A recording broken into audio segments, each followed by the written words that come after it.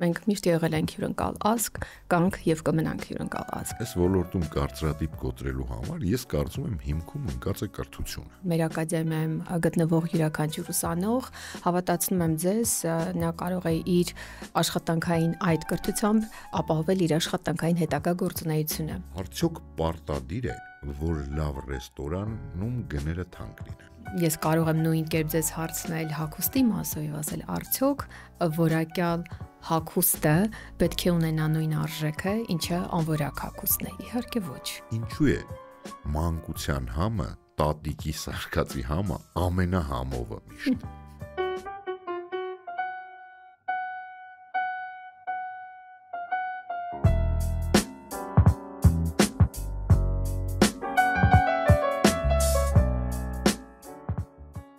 Բարև ձեզ հարգելի հետևորդներ, եթերում պարոն հաղորդավար ոդկասթն է։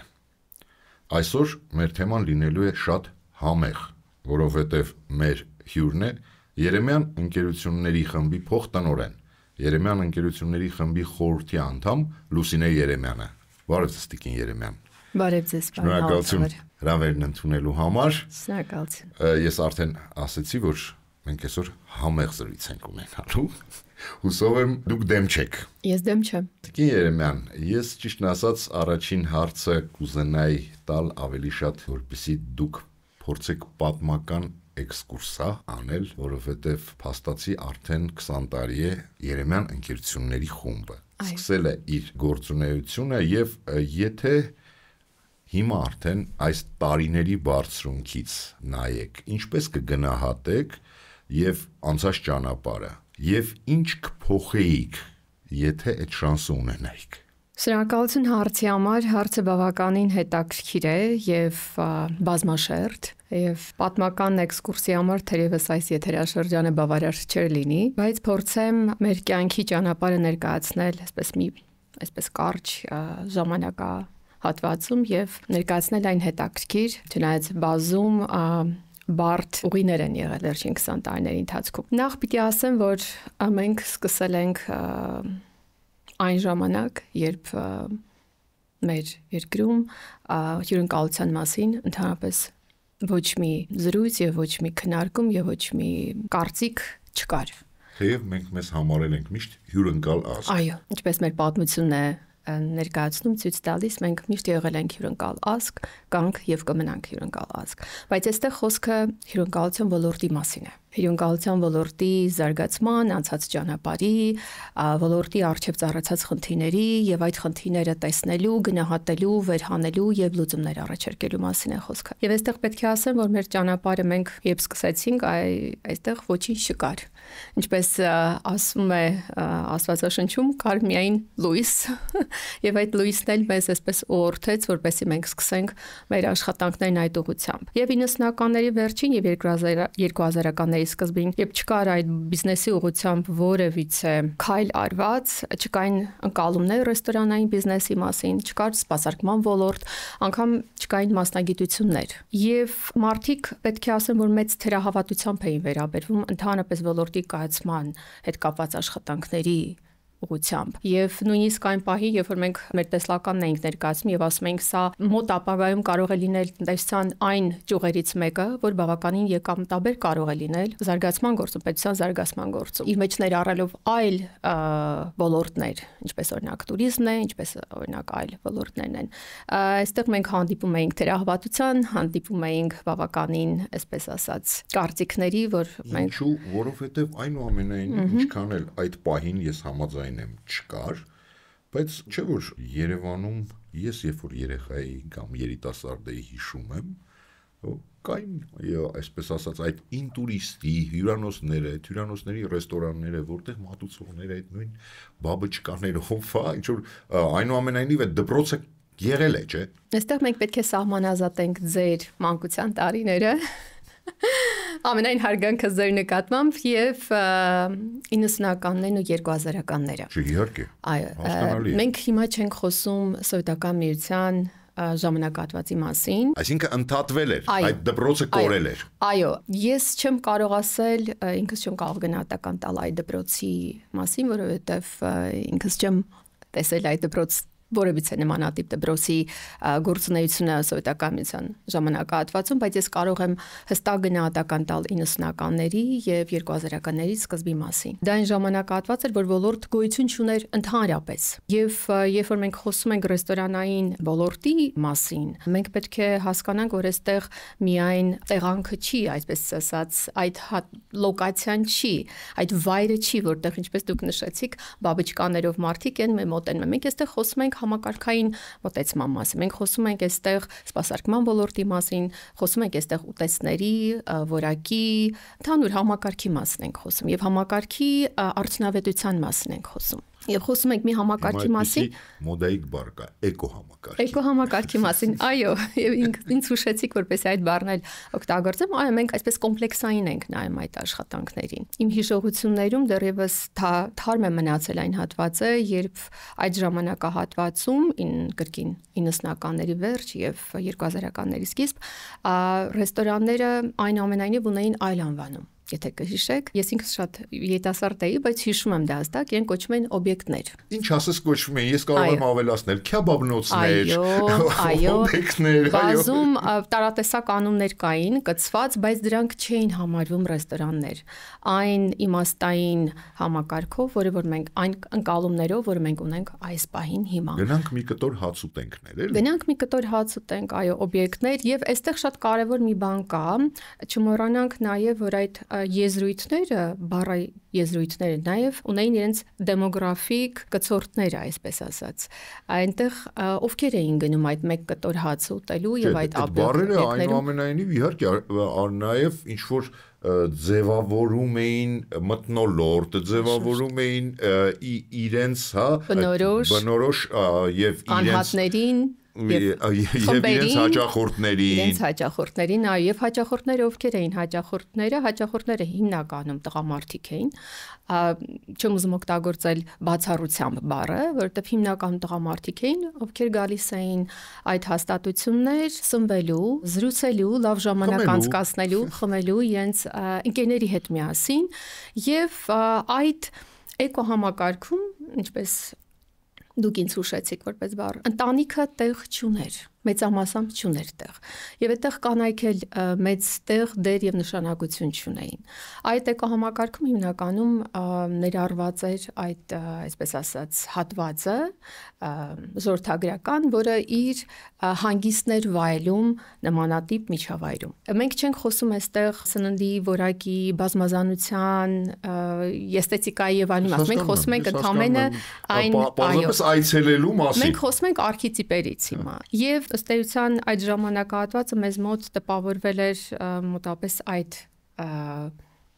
դեմքով, այդ դիմագծով։ Եվ խնդիր էր առաջացել այդ դիմագծերը փոխելու։ Եվ բավական երիտասարդ էինք, ինչպես եղբայրս Դավիթ Երեմյան, որ այս ամբողջ ընկերության հիմքում է կանգնած, նաև ես որպես իրեն այսպես կողքին կանգնած օգնող մի ձեռք մեր երևակայության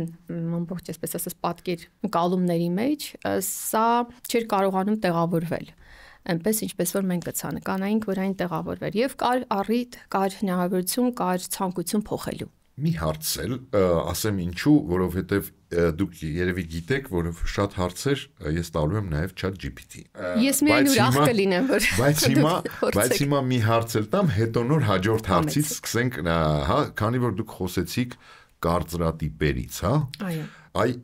ինչքանով էր հեշտ կանգնել ոտքի առաջ գնալ, երբ այդ կարծրատիպերն էին ավելի շատ, քան այն, ինչը որ մենք սովոր ենք տեսնել այսօր։ Իրականում ես այսպես կարձագանքեմ ձեր հարցին։ Անհրաժեշտ է տեսնել կարծրատիպերը, անհրաժեշտ է գնահատել դրանք, անհրաժեշտ է հասկանալ խնդիրները, կարծրատիպերը, որոնք բերում են իրենց հետ, բայց անհրաժեշտ է նաև ունենալ այն երազանք տեսլականը, որը որ դրված է անձի արչև այդ կարծրատիպերը կոտրելու եւ փոխելու համար։ Եվ երկրորդ հատվածում է կայանում այսպես ամենաբարդ աշխատանքը, երբ որ փորձում ես գնահատել ուժերդ, հասկանալ կարողությունների շրջանակը, համախմբել շուրջդ համախոհներին եւ դրանով իսկ փորձել ստեղծել մի բան, նախ կոտրել մի բան, որը որ այլևս չի կարող աշխատել եւ չպիտի աշխատի եւ տեղ չունի հասարակության մեջ, եւ ստեղծել մի բան, որը որ Ստե իրականում իրենից ներկայացնում է բարիք եւ փոփոխություն հասարակության լայն շերտերի համար։ Թերևս այդպես ասեմ, արձագանքեմ ձեր հարցին։ Ես հասկացած ես, ինչպես եւ ցանկացած ոլորտում, այս ոլորտում կարծրատիպ կոտրելու համար ես կարծում եմ հիմքում ընկած է կրթությունը, ինչպես եւ ցանկացած ոլորտում, հա, առանց դրա ես գոնե չեմ պատկերացնում։ Այ հիմա մի հարց, որը կտամ նաև ChatGPT-ին, բայց խնդրեմ սկզբից դուք պատասխանեք, հետո կկարդամ, թե ինչ է պատասխանում ChatGPT։ Մասնագիտական կրթություն, հա, դուք ասում եք կար կարծրատիպեր, չկար ընդհանրապես ոլորտ, այսինքն չկար նաև կրթական ինչ-որ հաստատություններ, հա։ Այ որտեղ կարելի է սովորել, որպեսզի նախ լինել պարզապես խոհարար, իսկ բնականաբար այսօրվա կյանքում մրցունակ խոհարար։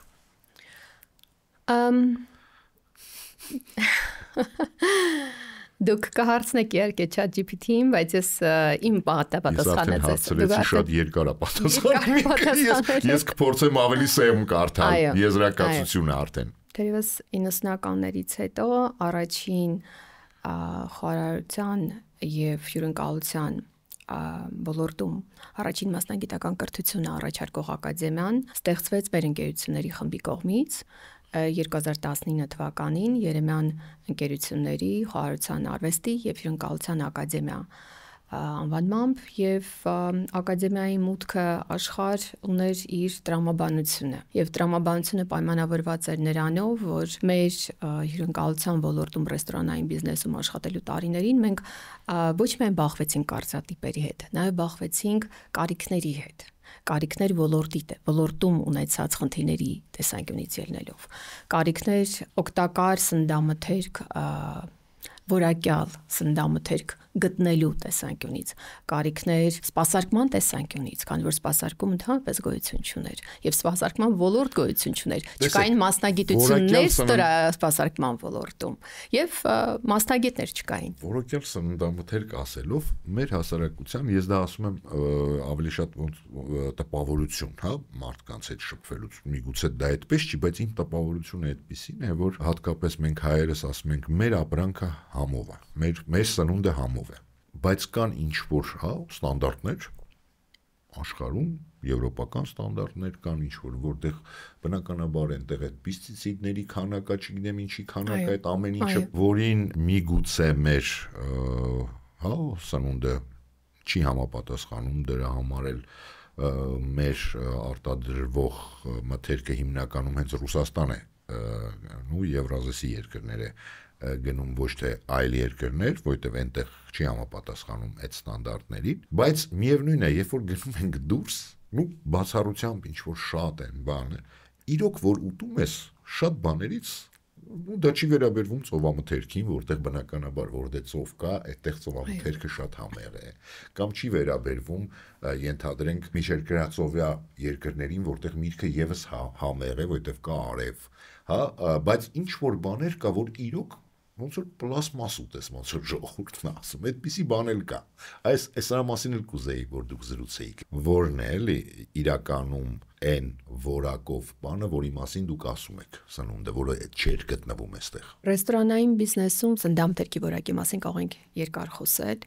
եւ դա առաջին հերթին պայմանավորված է այն չափանիշներով եւ չափորոշիչներով, որ ընկերությունն է իր առջև դնում որակը սահմանելիս։ Դուք ճիշտ նկատեցիք, որ արտասահման մեկնելիս մենք հանդիպում ենք, բախվում ենք այն իրականության հետ, որ սննդամթերքներ մեր տեսակետից նախքիմքին հարիր չեն եւ մեր տեսակետից բավական արհեստական են թվում, բայց հիմա մենք չենք համեմատում մեզ այդ երկրներից, մենք համեմատում ենք մեր գիտակցության մեջ ունենալով այն որակական սանդղակը, նշաձողը, որ մենք որպես ընկերություն եւ այդ ոլորտում առաջատար ընկերություն մեր առջև սահմանում ենք։ Հետևաբար մեր չափորոշիչները դրված սննդամթերքի որակի տեսանկյունից, նույնիսկ ունենալով արկա բազմաբնույթ եւ տարատեսակ եւ բավականին համեղ սննդամթերքների, այսպես ասած, լայն ընտրանին, միևնույն է այդ ընտրանու շրջանակներում մենք իհարկե դնում ենք այն չափանիշները, որ անհրաժեշտ է մեզ այդ որակը ներսում ապահովելու համար, ինչպես համային, այնպես տեսքով, այնպես էլ քիմքին հարմարեցված եւ այլն եւ այլն եւ այլն։ Եվ այստեղ շատ կարեւոր էր դա ընդգծելը, որովհետեւ մենք մեր արժեվ խնդիր չէինք դրել միայն ունենալ հյուրընկալության ոլորտում կամ ռեստորանային բիզնեսում ռեստորաններ, որտեղ որ մարդիկ պարզապես պիտի գային սնվելու համար։ Մեզ համար շատ կարևոր էր, որ ստեղծել հիմքը դնել այն ընկերության, որտեղ բոլոր առումներով, բոլոր հատվածներում նշաձողը բացարձակ բարձր հատվածում պետք է լինի։ Ինչպես ասացի, սննդի որակի տեսանկյունից, սպասարկման որակի տեսանկյունից, համակարգային մոտեցման տեսանկյունից եւ այլն եւ այլն։ Սննդամթերքի որակի առումով պետք է ասեմ, որ իրականում բարդ էր, նույնիսկ ունեցած, այսպես ասած, լայն շղթայում գտնել այն որակը, որը մեզ համար էր հարմար։ Հետևաբար առաջացավ խնդիր ստեղծելու մերը։ Այսինքն, եթե չես գտնում այն որակական հատկանիշներով սննդամթերքը, որը կարող ես ձեռք բերել, առջևը դնում ես հարց։ Կամ պետք է համակերպվես, այնինչ առաջարկում է, կամ պետք է ստեղծես ինքդ։ Եվ ինչպես միշտ մենք գնում ենք միայն բարդ ճանապարհներով, եւ բարդ ճանապարհներն ունեն իրենց տրամաբանությունը, դրանք երկարաժամկետ հարցեր են, խնդիրներ են դնում եւ լուծում, մենք ընտրեցինք երկրորդ ճանապարհը եւ սկսեցինք ստեղծել մերը։ Եվ մերը ասելով նկատի ունեմ այն օրինակ այն բոլոր մթերքները, որոնք մեր ռեստորաններում գործածվում են, այդ բոլոր մթերքները մեր կողմից անցել են որակի ստուգման բոլոր չափանիշները եւ օգտագործում են, ստեղծում են եւ օգտագործում են մեր կողմից։ Սկսած մսամթերքից, կատնամթերքից եւ քանի որ մենք կրթությունից սկսեցինք, խոսեցինք, որ բացի ռեստորանների համար, այսինքն սպասարկման ոլորտի համար մասնագետներ պատրաստելուց, դուք պատրաստում եք նաև արտադրության ոլորտում մասնագետներ։ Այո, եւ այստեղ ճիշտ կլինի մի փոքր համակարգված ձեզ պատասխանելը, ինչու։ Հարցին հարցով պատասխանեմ։ Ինչու ենք հրեական մոտեցում նորմալ է, ընդունվում է։ Ինչու այդպիսի որոշում կայացրեցինք։ Որոշումը կրկին շատ այսպես բնազդային տրամաբանված որոշում էր, քանի որ որակի նշաձողը բացարձակ մեր ընկալման մեջ գտնում էր այլ հարթության վրա եւ մենք պետք է կարողանայինք ապահովել այն որակը, որը մենք ուզում էինք տեսնել, սննդամթերքի մասով մենք որակը ապահովեցինք մեր ստեղծելով։ Դա արեցինք, վերջացրեցինք եւ հետո պետք է մեր ուշադրության կենտրոնում հայտնվեր սպասարկման ոլորտը։ Եվ հասկացանք, որ սպասարկման ոլորտում իրավիճակը նույնչափ դժգույն էր, ինչպես սննդամթերքի որակի հատվածում եւ անհրաժեշտություն առաջացավ այստեղ էլ կատարել փոփոխություններ եւ ստեղծել մերը։ Պետք է նաեւ այսպես պատմական մի էքսկուրս կատարեմ, կրկին մեր երիտասարդ ունկնդիրներին ներկայացնելու համար հետաքրքիր մի այսպես էպիզոդ 90-ականների վերջին 2000-ականների սկզբին, երբ որ նոր այսպես ասած մենք սկսում էինք մեր աշխատանքային գործունեությունը, սպասարկող անձնակազմ իհարկե պատրաստող ոչ մի ընկերություն չկար, ոչինչ չկար եւ մենք պարզապես պետք է ինքներս վերապատրաստեինք, ինքներս ստեղծեինք մեր անձնակազմը սպասարկող եւ ինչպես խոհարարներ, այնպես էլ մատուցողներ եւ պետք է ասեմ, որ այն վարկանիշը, որը ունի այժմ խոհարարի մասնագիտությունը, դա բացարձակ այն չէր այդ տարիներին։ Ցանկացած մարդ տղամարդ, օրինակ, կարող էր մի փոքր խոհանոցի մասին իրազեկված լինելով կարող էր իրեն համարել խոհարար եւ ինչ որ կերպով այդ գործում, այսպես ասած, իր մասնակցությունն ունենալ։ Եւ ինչ վերաբերում է սպասարկող անձնակազմին, մենք ունեինք այդպիսի մի օրինակ, երբ մեր սպասարկող անձը աշխատանքի ժամին իր աշխատանքի, այսպես երոզերի ընթացքում ընդհատեց իր աշխատանքը եւ վազեց դեպի խոհանոց։ Մեզ համար շատ այսպես տարօրինակ մի վարքագիծ էր եւ պարզվեց, որ իր ընկերների թե ընտանիքի անդամներից մեկն էր այդ ժամանակ մտել ռեստորան եւ իր համար դա բավականին անպատվաբեր էր ներկայանալ իրենց առջև սպասավորի տեսքով, որպես սպասավոր։ Այսինքն ես ուզում եմ ձեզ ներկայացնել եւ պատմել, թե որքան մեծ է եղել տարբերությունը եւ ժամանակային այս 20 տարիների ընթացքում ինչպիսի փոփոխությունների է ենթարկվել ինչպես ոլորտը, ինչպես էլ որակը եւ եւ մասնագիտությունների նկատմամբ վերաբերմունքը։ Ինչ կկարդամ ChatGPT-ին, ինչ է այս հարցին պատասխանում։ Մի փոքր հարց կապված նրա հետ, որ դուք ասեցիք ցանկացած տղամարդ, ով ուներ մի փոքր բան, ընդհանրապես համարվում է, որ թեև մենք երեխա ժամանակվանից սովոր ենք, որ կինն է ճաշ պատրաստում, որ մայրիկի պատրաստածը համեղ է, որ տատիկինը ամենահամեղն է, բայց ես գիտեմ, որ աշխարհում եւ նաեւ Հայաստանում ասում են, որ տղամարդ խոհարարի ձեռքը շատ ավելի համեղ է։ Դա այդպես է թե ոչ, եւ եթե այդպես է, ինչու է այդպես։ Ես ձեր հարցին կպատասխանեմ ավելի շատ որպես սպառող, որպես ինքս էլ այդ համեղ ուտելիքի նկատմամբ անտարբեր չմնացող անձնավորություն։ Այո, ես կարծում եմ, որ այստեղ կա ճշմարտության մի փոքր այսպես էլեմենտ, եւ պետք է ասեմ, որ մեր խոհարարների մեծ մասը տղամարդիկ են, բայց ունենք նաեւ կին խոհարարներ, ունենք լավ կին խոհարարներ, որոնք կարողանում են իրենց հմտություններով, իրենց ստեղծագործական մտքով եւ որակական հատկանիշներով հետ չմնալ տղամարդկանցից։ Բայց ընդունված է, այո, կա այդ կարծրատիպը, այդ կարծրատիպի հետ կապված մենք ոչ մի աշխատանք չենք տարել եւ կարծում ենք, որ այստեղ այդ փոքր ճշմարտության հատվածը մենք կարող ենք պահել եւ թողնել իր առեղծվածային դաշտում եւ ընդունել այնպես ինչպես որ կա։ Քանի որ ChatGPT-ին շատ երկար է պատասխանել, ես փորձեմ ավելի համառոտ ասել ինչ է ասում։ Եթե ցանկանում եք ոչ միայն սովորել խոհարարության, այլև դառնալ մրցունակ խոհարար, ապա անհրաժեշտ է ընտրել կրթական հաստատություն, որը տրամադրում է բարձրակարգ տեսական եւ գործնական ուսուցում, ինչպես նաեւ միջազգային ճանաչում ունեցող վկայականներ։ Եվ հիմա այնտեղ ասում է, թե որոնք են աշխարհում, որ առցանց կան ինչ-որ բաներ, այս ամեն ինչը չկարդամ եւ եզրակացությունը կարդամ, ինչպես դառնալ մրցունակ խոհարար։ Մասնագիտական կրթություն ընտրեք լավագույն դպրոցը կախված ձեր նպատակներից։ Պրակտիկա եւ փորձ, աշխատեք բարձրակարգ ռեստորաններում, մասնակցեք պրակտիկաներին։ Մասնակցեք մրցույթների, այստեղ մրցույթների օրինակ ինչ որ Bocuse d'Or, World Skills կամ այլ խոհարարական մրցույթներ, սերտիֆիկատներ եւ վկայականներ պետք է ունենաք միջազգային մակարդակի վկայականներ, շարունակական ուսուցում, ես միշտ իմիջայլոց բոլոր ոլորտում շարունակական ուսուցումը կարծում եմ ամենակարևորն է, որովհետև եթե դու անընդհատ չքայլես, ժամանակակից ձեռքբերումների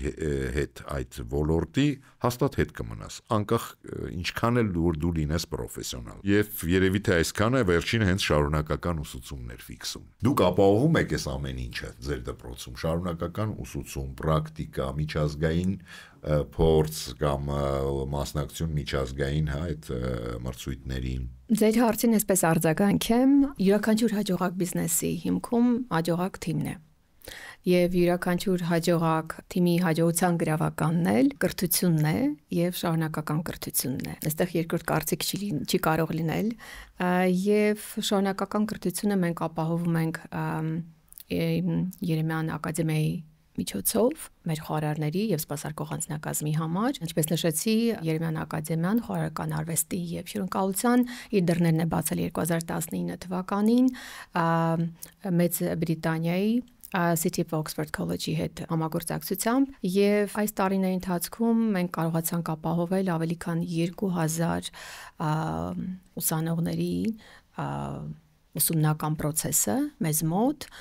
եւ ավելի քան 65 հաջողված ծրագրեր ունենք, որոնց կարող են դիմել ինչպես Հայաստանում ապրող եւ բնակվող մեր հայրենակիցները, որոնք ոլորտում ուզում են։ Օրինակ, ունենք ծրագրեր հրուշակեղենի պատրաստման մասով, ունենք խոհարարական ծրագրեր, ունենք ծրագրեր սպասարկման ոլորտում իրենց գործունեությունը ծավալող մասնագետների համար, ունենք կառավարման, ռեստորանային բիզնեսի կառավարմանը վերաբերող ծրագրեր, ունենք նեղ մասնագիտական ենթածրագրեր, օրինակ, ինչպես պատրաստել պաստա կամ ինչպես աշխատել մսի հետ կամ բազմատեսակ ծրագրեր ունենք, որոնք մասնագետներին թույլ կտան էլ առավել մասնագիտանալու այս կարծում եմ ձեր կայքում դա կարող են գտնել։ Այգում կարող են գտնել եւ կարող են դիմել եւ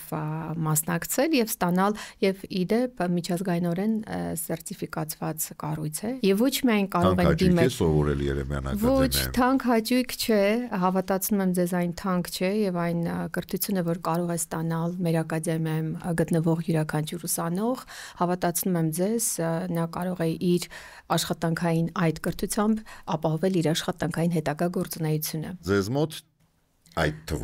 Այդ թվում մեզ մոտ, այո, մեր ուսանողների մի մասը, որոնք որ անցնում են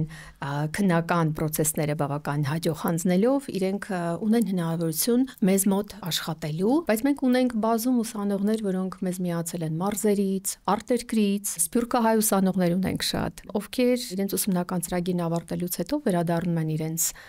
երկրները, վերադառնում են մարզեր եւ բացում են իրենց ռեստորանները եւ աշխատում են իրենց գործունեությունը Ոչ Եվ լավ գործունեություն է ծավալում, եւ պետք է ասեմ, որ դա մեր հաջողության թերևս ամենամեծ գրավականներից մեկն է եւ շատ ուրախացնում է մեզ։ Երեմյան, մի երկու շաբաթ առաջ իմ հյուրը դիվանագետ Ավետ Ադոնսն էր։ Մենք շատ տարբեր բաներ խոսեցինք դիվանագիտությունից, բայց չենք խոսել խոհարարական դիվանագիտությունից, երևի թե պահել էի, որ թեև չգիտեի, որ դուք իմ հյուրն եք լինելու այդ ժամանակ, բայց ինչ որ մի բան երևի ներքին ձայնը հուշեց, որ դրա մասին խոսենք, թողնեմ խոսակցությունը ձեզ հետ։ Նախ արդյոք գոյություն ունի նման բան եւ որտեղ է դա կիրառվում,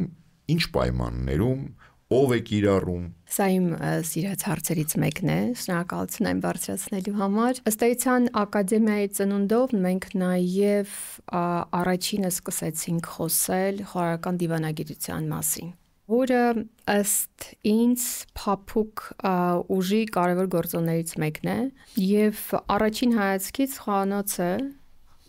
կամ խորհրդական արվեստը եւ դիվանագիտությունը ոչ մի ընդհանուր բան չունեն։ Սակայն համերը սնունդ կիսելու կամ սեղան որովհետև հայերը բոլոր ժամանակներում գոնե կոնյակով հարցեր են լուծել ու գիտեն, որ դա դիվանագիտության է։ Հավատացնում եմ ձեզ, ոչ միայն հայերը, գրեթե բոլոր ազգերը, երկրները եւ ազգությունները ունեն խոհանոցի նկատմամբ այդ մոտեցումը, դիվանագիտական մոտեցումը, այսպես ասած։ Եվ միասին սնունդ եւ սեղան կիսելու ավանդույթները երբեմն խոսում են ավելի շատ, ավելի ներդաշնակ, քան բառերը եւ կարող են շատ հարցերին տալ այլ լուծումներ, քան միայն խոսքով։ Եվ խորհրդական դիվանագիտությունը ըստ էության մեզ թույլ է տալիս բանակցել համերի լեզվով, պատմել ավելին, քան զուտ խոսակցական եզրույթները կարող են մեզ հնարավորություն տալ պատմելու։ Պատահական չէ, որ մենք այսօր ունենք գործընկերներ տարբեր դիվանագիտական ներկայացություններից, միջազգային կառույցներից, ովքեր մեզ հետ համագործակցում են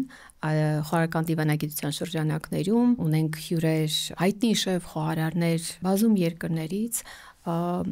ովքեր ներկա լինելով Հայաստանում եւ իրենց փորձով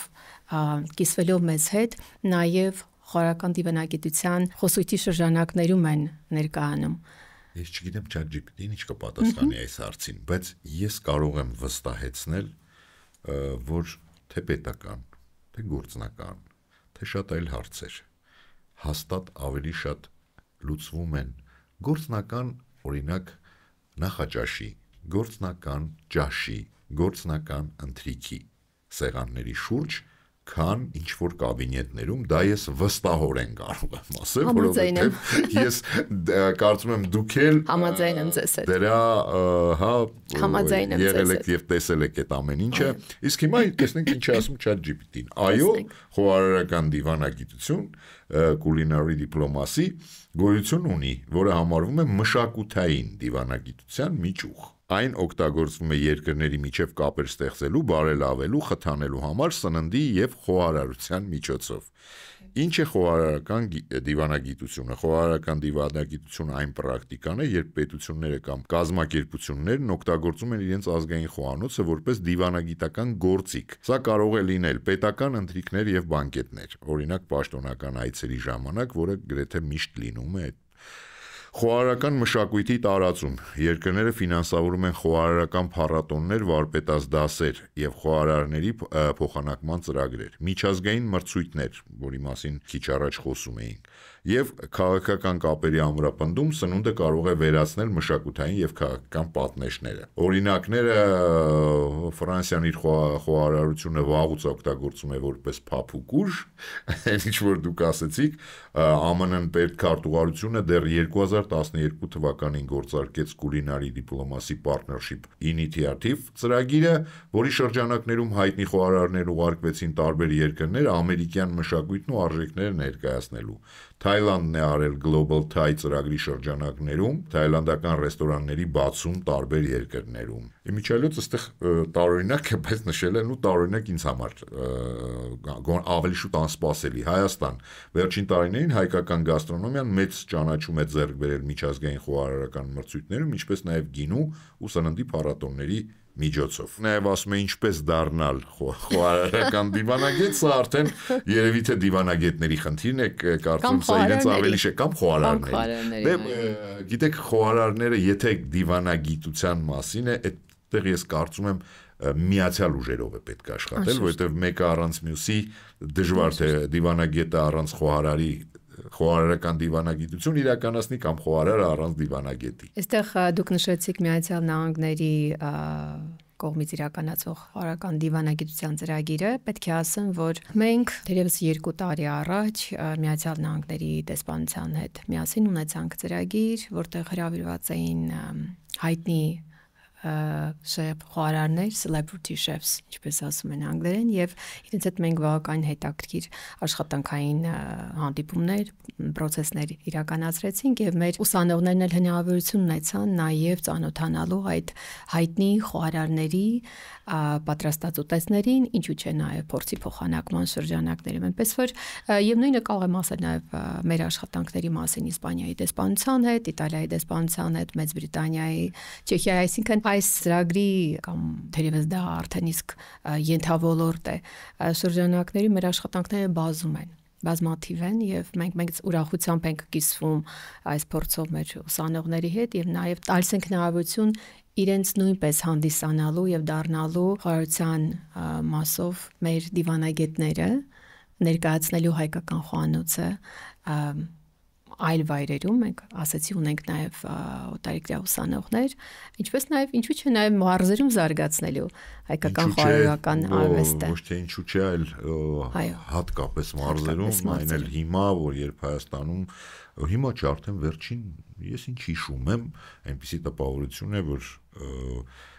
միշտ բոլոր ժամանակներում, բոլոր իշխանությունների, բոլոր կարգերի օրոք գոնե 70-ականներից սկսած ինչ ես հիշում եմ, այնպիսի տպավորություն է, որ միայն Երևան, Գառնի Գեղարդը Դիլիջանը Տաթևը դա միայն գնալ գալու համար են, այսպես ասած։ Պիտի ասեմ, որ իրականում այս ոլորտում բավական մեծ հետաքրքրվածություն կա մարզերում ապրող երիտասարդների շրջանում։ Ես կարծում եմ երիտասարդները հիմա մի փոքր եւ ես շատ ուրախ եմ, ոչ միայն ակտիվ են, մտածելակերպն է փոխվել, ինչը շատ լավ է։ Ըստ իս, բայց վերադառնանք խոհանոցին։ Վերադառնանք։ Եվ ուտեստներին։ Ասում են, որ ճաշակին ընկեր չկա։ Համով ուտեստը կախված է պատրաստողից, թե հաճախորդի ճաշակից։ Բարդ հարց եք տալիս։ Ես այս հարցը ChatGPT-ին էլ եմ տալիս։ Անշուշտ կախված է պատրաստողից։ Չեմ կարող դա հերքել։ Պատրաստողի հմտությունից, պատրաստողի անցած ճանապարհից, պատրաստողի ունեցած ճաշակից այդ ոլորտում, բայց իհարկե կախված է նաև այն մթնոլորտից, միջավայրից, որտեղ մատուցվում է համեղ ուտեստը, սպասարկումից, որը ըստ էության հանդիսանում է միջնորդ այդ ուտեստը խոհանոցից մինչև հաճախորդին բերել հեռացնելը։ Այստեղ բազում գործոններ կան։ Անշուշտ չենք բացառում, որ ունենք բավականին կմահաճ հաճախորդներ, Բայց ես այստեղ մի փոքր անհամեստություն պետք է անեմ եւ ասեմ, որ մեր հաճախորդները, ըստ էության մենք այս վերջին 20 տարիների ընթացքում ստեղծել ենք 17 ռեստորան, 11 հայեցակարգեր, սկսած հայկական խոհանոցային հայեցակարգերից, վերջացրած եվրոպական եւ բարձր խոհանոց։ Շատ քիչ դեպքերում է, որ մեր հաճախորդը մեզնից գնում է այսպես չբավարարված։ Կրկին ասում եմ, սա անհամեստություն է, երևի սրա մասին պետք չի այսպես բարձրաձայնել, բայց սա մեզ համար շատ ուրախացնող, այսպես ջերմացնող մի բան է։ Եվ ինչպես մենք ենք ասում ներսում, մեր ընկերության ներսում, ասում ենք, եթե հաճախորդը մեզնից, մեր ռեստորաններից հեռանում է ուրախ, բավարարված եւ գոհունակ, ապա նա մեր երկրից էլ է հեռանում ուրախ, բավարարված եւ գոհունակ։ Խոսքս գնում է մեր հյուրերի եւ տուրիստների մասին։ Որ մեր քաղաքացին երկրից հեռանա։ Հետևաբար այստեղ մեր անելիքները բավականին մեծ են։ Այսինքն հիմա տեսնենք ինչ ասում ChatGPT-ին։ Համով ուտեստը կախված է ինչպես պատրաստողից, այնպես էլ հաճախորդի ճաշակից։ Խոհարարի վարպետությունը, որը ընտրում է բաղադրիչներ, համադրություններ եւ այլն եւ այլն։ Իսկ հիմա հաճախորդի յուրաքանչյուր մարդ ունի իր նախասիրությունները՝ թթու, աղի, քաղցր, կծու ուտեստների նկատմամբ։ Այն ինչ մեկի համար կատարյալ համ ունի, կարող է ուրիշի համար անհամ լինել։ Օրինակ, որոշ մարդիկ սիրում են ուժեղ համեմված սնունդ, իսկ մյուսները նուրբ համադրություններ։ Եվ այստեղ շատ կարևոր բան է նշում, որի հետ ես երևի թե համաձայն եմ, խոսքը մշակութային առանձնահատկությունների մասին է ասում ChatGPT-ին, որ տարբեր ազգեր ունեն տարբեր գաստրոնոմիկ սովորություններ, ինչպես օրինակ ասիական խոհանոցը հայտնի է սոյայի սոուսով, կծու համեմունքներով, ֆրանսիականն առանձնանում է կարագի եւ համեմված սոուսների նուրբ համադրություններով, մեքսիկականը բոլորս գիտենք շատ կծու համեմունքներով եւ այլն եւ այլն։ Դուք օրինակ նշում եք, որ հյուրեր շատ ունեք, հիմա արդեն ելնելով նրանից, թե ինչ ասում ChatGPT-ին։ Հարցնում եք հյուրերը որտեղից են եւ հաշվի առնում եք նրանց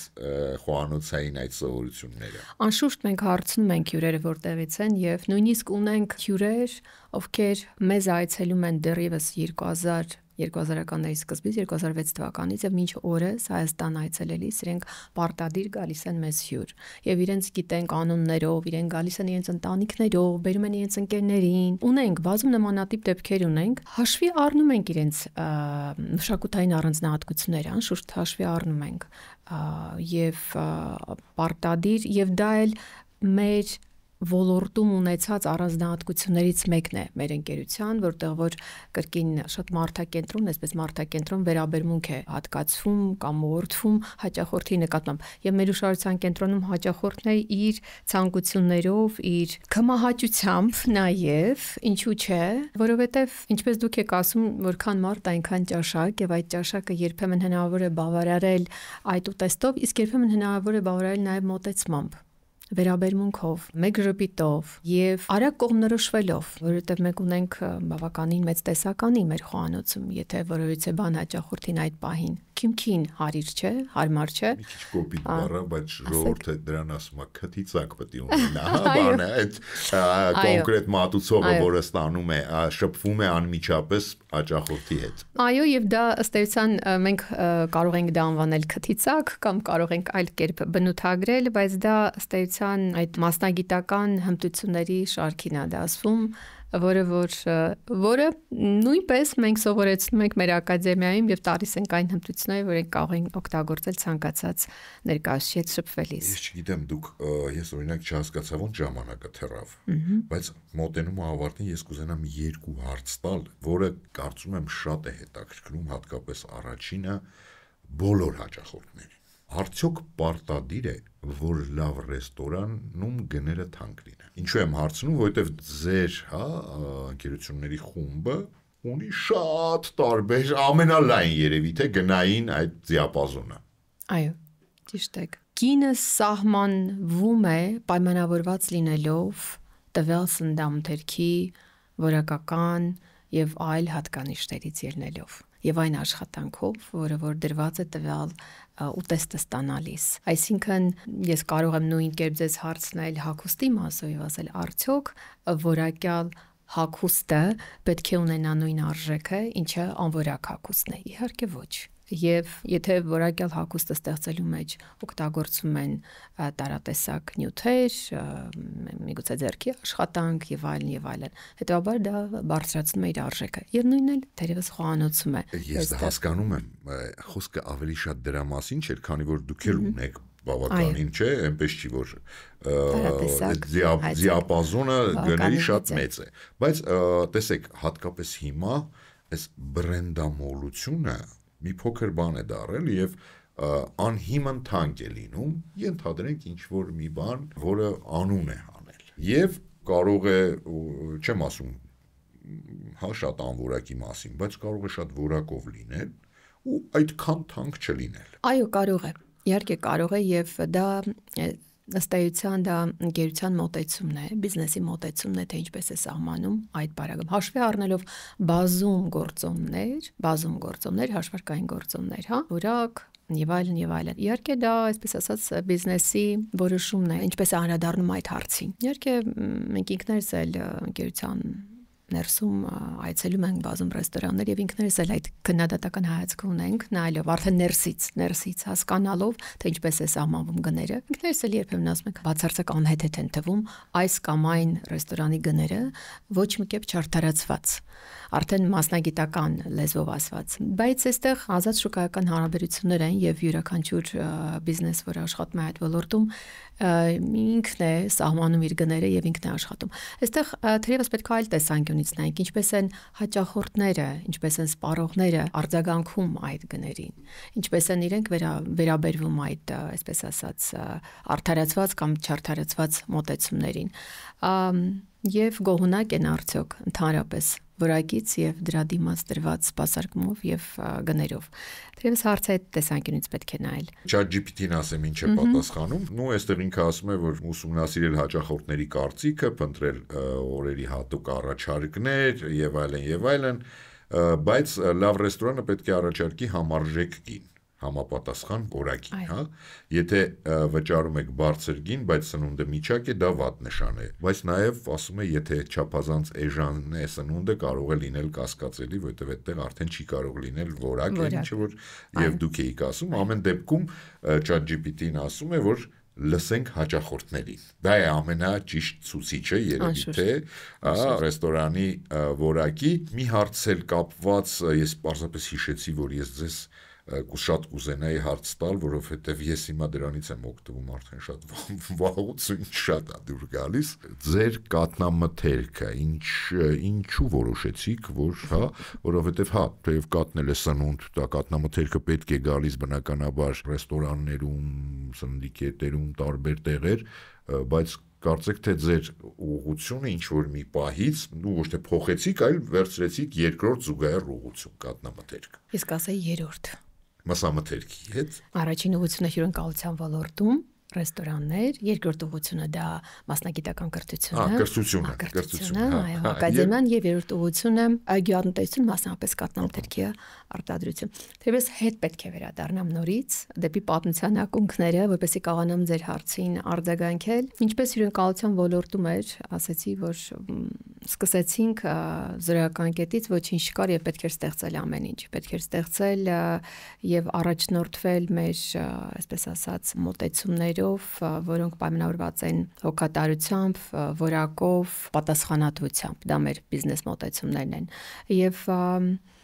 այդ շրջանակներում, երբ որ հյուրընկալության ոլորտում մենք արդեն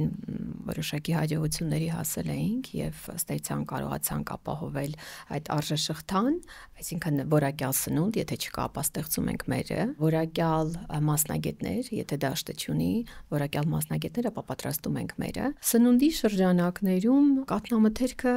իր ուրույն դերը եւ տեղը ուներ։ Եվ մենք որպես հայեր բավականին այսպես մեր առօրյա կյանքում շատ ենք օգտագործում կատնամթերք։ Եւ կատնամթերքի օգտագործման շրջանակներում, երբ որ դա մենք օգտագործում ենք ռեստորաններում, մեր խոհարների արձագանքը միշտ եղել է բացասական։ Այն, երբ նոր սկսում էինք աշխատել ոլորտում, չէինք կարողանում գտնել այն կատնամթերքը, որը կարող էր մեր բարձր ստանդարտներին համապատասխանել լինել։ Եվ այդ ժամանակ որոշում կայացվեց, որպեսզի մենք սկսենք մեր կատնամթերքի արտադրությունը, որը կսպասարկեր մեր ռեստորաններին։ Միայն ըստ էության այդ ժամանակ հիմք դրվեց մեր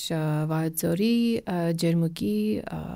տոմաբուծական ֆերմայի ստեղծմանը։ Ֆերմայի շրջանակներում մենք կարողացանք ստանալ այն կաթնամթերքը, որը օգտագործվում էր մեր ռեստորանների կողմից ուտեստներ պատրաստելիս։ Այնուհետև 2020 թվականին, երբ որ բոլորս ականատես եղանք կոവിഡային իրադարձություններին եւ բիզնեսի տեսանկյունից դա բավական այսպես բացասաբար անդրադարձավ բազում ոլորտների վրա, մասնավորապես հյուրընկալության ոլորտի վրա, մասնավորապես ռեստորանների համար եւ ինչ տեղի ունեցավ ռեստորանները կար ընդհանրապես այդ ոլորտները այո դադարեցին գոյություն ունենալ այդ ժամանակահատվածում, բայց քանի որ ունեինք մեր ֆերմերային տնտեսությունը, ունեինք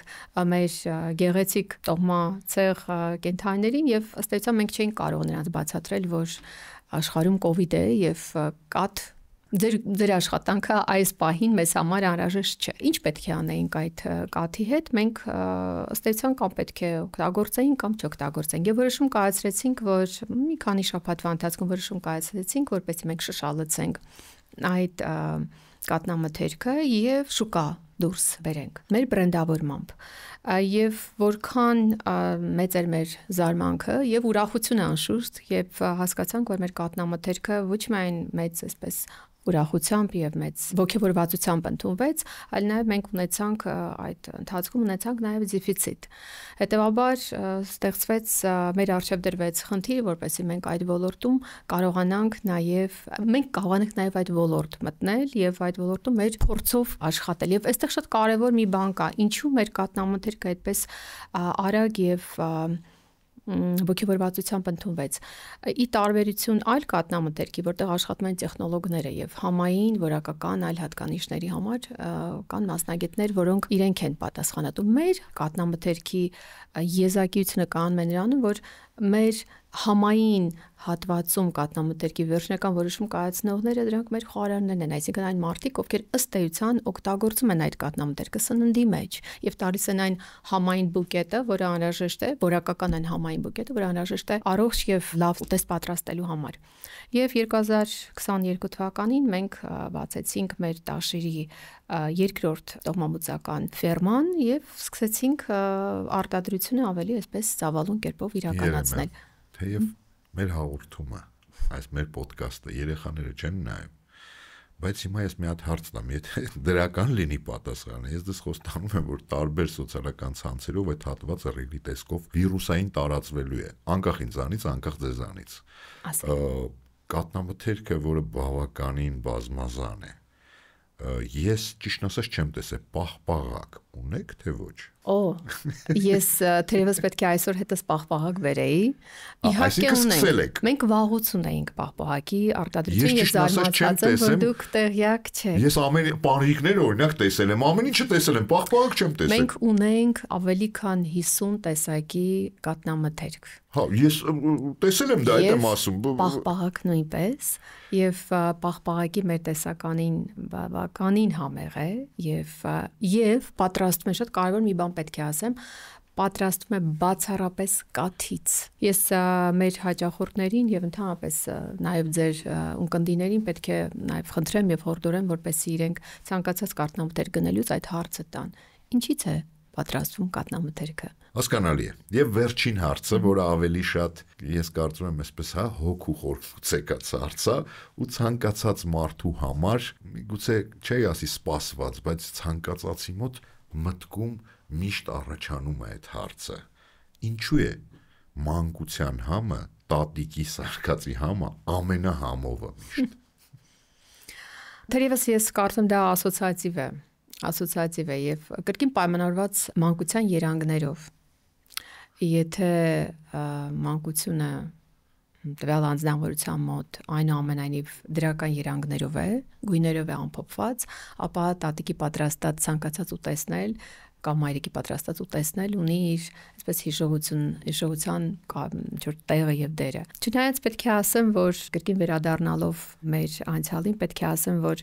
կարծրատիպերի մեջ սա մեկ այլ հետաքրքիր մի գործոն, երբ մենք կարծրատիպերը կոտրելով ոլորտի հիմնակարերն էինք դնում տարիներ առաջ, մայրիկները եւ տատիկները այսպես թերահավատորեն էին վերաբերվում մեր կատարած աշխատանքին եւ այստեղ կիսակատակ կեսլուրջ նաեւ ասվում էր, որ կարող եք ամեն ինչ անել, կարող եք ամեն ինչ մատուցել եւ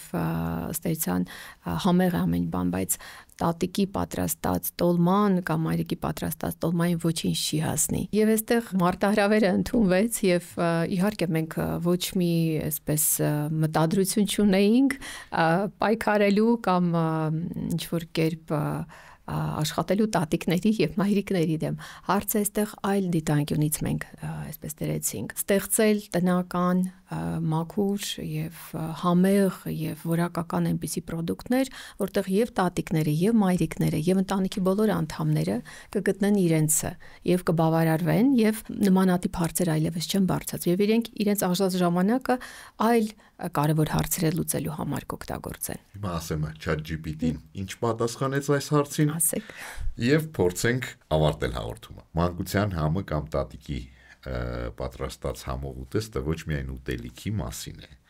այլև առաջին հերթին զգացմունքների, հուշերի եւ հարազատության։ Բայց այնուամենայնիվ փորձում է բացատրել ինչու է դա համով, որովհետեւ տատիկը սիրով է պատրաստում սնունդը, բնական ուտնային բաղադրիչներով, ավանդական պատրաստման տեխնիկաներ է օգտագործում եւ իհարկե այստեղ նորից վերադառնում է ամենակարևորին մանկության հիշողություններին, երբ մենք երեխա էինք, շատ բաներ ավելի վառ էինք ընկալում, ավելի վառ գույներով էինք եւ դրա համար այդ համը ավելի շատ այդ հիշողության մեջ է մնացած, քան դա այդպեսին է, թեև շատ դեպքերում իրոք հենց այդպեսին է։ Ասոցիատիվ, այո։ Շնորհակալություն Տիկին Երեմյան, շատ հետաքրքիր զրույցի համար, իսկ մեր հետևորդներին կարծում եմ դուր եկավ։ Ես ընդհանրապես կխնդրեմ, որ չմոռանան ծեխմել բութ մատը, զանգակը։ Էդելո փողով չարեք էլի։ Եվ միանալ Patreon-ին։ Դա արդեն փողով է։ Կհանդիպենք մեկ շաբաթից։ Շնորհակալություն։